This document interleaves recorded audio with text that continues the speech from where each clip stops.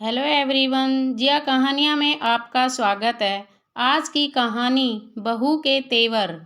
Shobha ji bathroom में फिसल कर गिर गई तो नेहा ने अपने पति से कहा, अपनी माँ को मायके भेज दो, मुझसे उनकी सेवा नहीं होगी।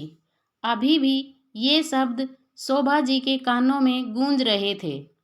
उनकी बहू नेहा इतनी निर्दयी कैसे हो गई जो अपनी सास के लिए ऐसे शब्द बोल गई।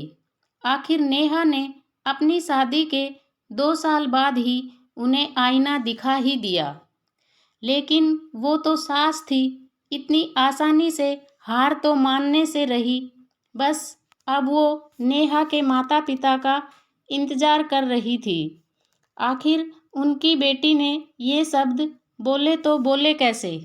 नेहा की शादी शोभा जी के बेटे दीपक के साथ 2 साल पहले ही हुई थी। हंसती मुस्कुराती नेहा ने ससुराल में जल्दी ही अपनी जगह बना ली। हर काम भाग भाग कर करती थी, इसलिए शोभा भी उससे खुश रहती थी। लेकिन शादी के 3 महीने बाद उसे सिरदर्द की शिकायत रहने लगी। पहले तो शुरू शुरू में शोभा जी ने उसे पास के मेडिकल शॉप से सिरदर्द की दवाइयाँ दिलवा दी, लेकिन जब धीरे धीरे उसे सिरदर्द की समस्या ज़्यादा होने लगी तो ससुर रमेश जी और दीपक के कहने पर उसका चेकअप करवाया गया। तब पता चला कि उसे माइग्रेन की शिकायत थी। अब ट्रीटमेंट करवाने की जगह शोभा जी ने हंगामा कर दिया। माइग्रेन तो उसे पहले से ही था। उसके मायके वालों ने अपनी बीमार बेटी को झूठ बोलकर हमारे माथे मढ़ दी, इसलिए इलाज भी उन्हें ही करवाना पड़ेगा। मैं तो 1 रुपया भी खर्च नहीं करने वाली। घर में दीपक और उसके पिता रमेश जी ने शोभा जी को खूब समझाने की कोशिश भी की, पर वो तो समझने का नाम ही नहीं ले रही थी। उल्टा उन्होंने उसके मायके फ़ोन लगा दिया और उसके माता पिता को यहाँ बुला लिया। आखिर उसके माता पिता जो बाहर रहते थे, वो रातों रात टिकट करवा कर उसके ससुराल पहुँचे। लेकिन जब वहाँ पहुँचे तो ना कोई चाय नाश्ता, ना कोई और बात। शोभा जी ने सीधे सुनाना शुरू कर दिया, लेकर जाइए अपनी बीमार बेटी को यहाँ से और करवाइए अपने आप इसका इलाज। अपना पैसा बचाने के लिए आपने अपनी बीमार बेटी हमारे माथे मढ़ दी। शोभा, कैसी बात कर रही हो तुम? ये सब बोलने से पहले एक बार सोच तो लो कि क्या बोल रही हो, रमेश जी ने कहा। आप बीच में मत बोलिए, मैं बात कर रही हूँ ना। शोभा जी ने सबके सामने ही रमेश जी को ये कहकर चुप करवा दिया। नेहा के पापा ने भी कहा, समधन जी, हमारी बेटी को कोई बीमारी नहीं है, माइग्रेन ही तो है। ये तो किसी को भी हो सकता है, इसका तो इलाज भी संभव है। अगर इलाज की बात है तो इलाज हम करवा देंगे, मना नहीं कर रहे हैं, पर आप ये हम पर बेवजह का इल्ज़ाम तो मत लगाइए।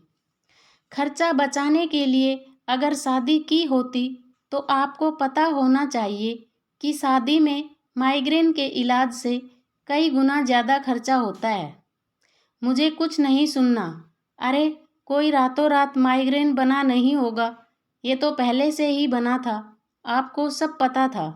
फिर भी जानबूझकर आपने अपनी बीमार बेटी हमें दे दी। आखिर शोभा जी कुछ समझने का नाम ही नहीं ले रही थी तो रमेश जी और दीपक के कहने पर मम्मी पापा नेहा को अपने घर ले गए। वहाँ मायके में ही नेहा का इलाज चला। तब तक इलाज चला, नेहा मायके में ही रही। शोभा जी ने तो फ़ोन लगाकर भी नहीं पूछा कि अब उसकी तबीयत कैसी है। उल्टा पूरी रिश्तेदारी में ये बात फैला दी कि समधियों ने झूठ बोलकर, धोखा देकर अपनी बीमार बेटी हमारे पल्ले बांध दी। अपने माता पिता पर लगे ऐसे इल्ज़ामों के बाद भला किसी बेटी के मन में अपनी सास के लिए इज्जत रहेगी क्या? नेहा जब ठीक होकर ससुराल पहुंची तो उसके मन में शोभा जी के लिए कोई इज्जत नहीं रही। हालांकि वो अपना बहू का धर्म बखूबी निभा रही थी। कुछ महीनों बाद वो प्रेग्नेंट हुई तो शोभा जी ने 8 महीने तो उससे जमकर काम करवाया, लेकिन जब उसका 9वां महीना शुरू हुआ तो उस समय भी उसे मायके भेज दिया, ये जानते हुए भी कि डॉक्टर ने उसे सफ़र के लिए मना किया है। सफ़र करने के कारण नेहा को डिलीवरी के टाइम काफ़ी समस्याओं का सामना करना पड़ा, पर भगवान की कृपा रही कि उसकी डिलीवरी में उसके बच्चे को कोई नुकसान नहीं हुआ। अब तो नेहा का मन घृणा से भर चुका था। एक न एक दिन बीमार तो हर शख्स पड़ ही जाता है, लेकिन आज जब सासू माँ बाथरूम में फिसल कर गिर गई और उनके पैर में फ्रैक्चर हो गया, तब नेहा ने दीपक को साफ साफ शब्दों में कह दिया, आप अपनी माँ को मायके भेज दीजिए, मुझसे उनकी सेवा नहीं होगी। किसी को भी इस बात की उम्मीद नहीं थी कि नेहा ये शब्द कह देगी। शाम तक नेहा के माता पिता उसके ससुराल पहुंच गए। जब वो सासू माँ के कमरे में मिलने गए तो सासू माँ उन्हें देखते ही बोली, आइए आइए, आप ही का इंतजार हो रहा था। सुनिए अपनी बेटी की बातें, इससे मेरी सेवा नहीं होगी। अरे उसने ऐसा कैसे कह दिया कि मुझे मायके छोड़ आए? अरे उसे क्या यहाँ पूजने के लिए लाए हैं? यही संस्कार सिखाए हैं आपने उसे कि अपनी सास की सेवा मत करना। माफ़ करना समधन जी, पर ये संस्कार हमने नहीं सिखाए हैं, ये तो आपके सिखाए संस्कार हैं। अचानक नेहा की माँ ने हाथ जोड़ते हुए कहा, ये क्या बकवास कर रही हैं आप? जी मैं गलत तो नहीं कह रही हूँ। सास को सेवा तो चाहिए, लेकिन बहू का कुछ करना नहीं है। फिर भला बहू के मन में सास के लिए इज्जत कहाँ से होगी? आप खुद सोचकर देखिए कि आपने नेहा के लिए कभी कुछ किया था क्या? जब जब उसे ज़रूरत पड़ी वो मायके में ही थी, या शायद ज़बरदस्ती भेज दी गई थी। नेहा की मम्मी की बात सुनकर सासू माँ भड़क गई। अरे आप जैसी माएँ होती हैं जो अपनी बेटी का घर बसने नहीं देती, उल्टा अपनी बेटी को समझाने की जगह आप उसे मेरे खिलाफ भड़का रही हैं। बस करो शोभा, कुछ भी बोले जा रही हो, अपनी गलती क्यों नहीं मान रही हो तुम? आखिर समधन जी गलत तो नहीं कह रही हैं। जब जब बहू को तुम्हारी ज़रूरत थी तुमने उसे मायके भेज दिया। हमारे मना करने के बावजूद भी तुमने ऐसी हरकतें की। अब किस मुंह से उससे सेवा की उम्मीद करती हो? आज रमेश जी ने सबके सामने शोभा जी को डांट दिया। ये देखकर शोभा जी चुप हो गई। आखिर नेहा के माता पिता कुछ घंटे रुककर वहाँ से रवाना हो गए। शोभा जी के लिए रमेश जी ने एक नर्स रख ली। वही उनका सारा काम करती थी, जबकि नेहा अपना घर का काम और अपने बच्चे को संभालती थी। दोस्तों, क्या नेहा ने सही किया या गलत? कमेंट करके ज़रूर बताएं।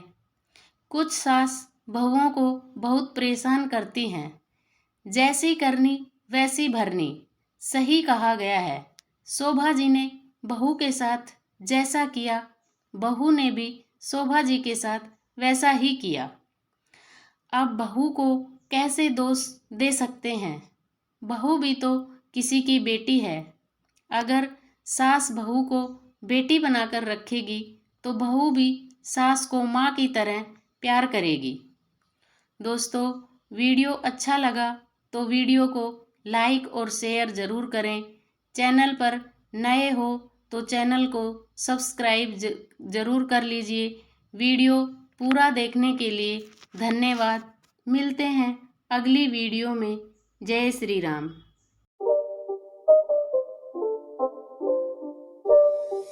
It's not a game, it's a rich thing.